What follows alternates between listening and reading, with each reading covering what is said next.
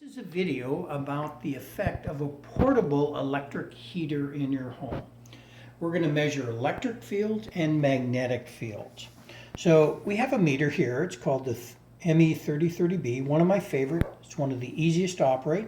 So we turn the bottom switch here to the middle, and that gives us measurements without any sound. And then we always like to put it on the sound.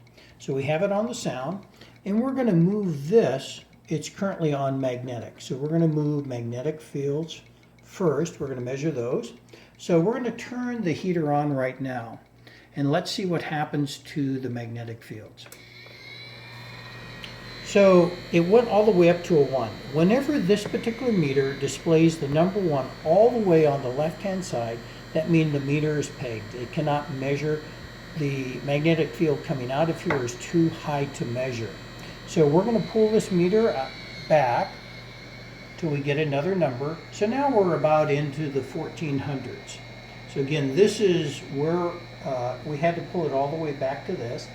And for sleeping areas, you want it in the 100 to 300 for sleeping and 300 for non-sleeping areas. But as you can see, it's very, very high at this point. So we're going to turn it off. And it takes about 15 seconds, this particular heater, to cut down, to actually go off. And we're going to take a look at the magnetic fields down here. Remember, it's about over 1300, and let's see when it turns off. So immediately it goes down to safe levels. Remember, in a sleeping area, it should be under 100 and 300 in a non-sleeping area. So whenever you have a portable heater and you're not using it, please turn it off if it's not necessary. Now we're going to talk about electric fields. We have M for magnetic fields, E for electric fields or electric magnetic radiation. So we're going to turn the electric field now up to E. We'll see what we get. So there it is. It's about 46, 47. And for electric fields, it's a different unit that we're measuring. So this one is in volts per meter, and it should be 1 to 2 for sleeping areas or 20 to 30 for working areas. As you can see, it's about 47, 48. So we're too high for both sleeping and working areas.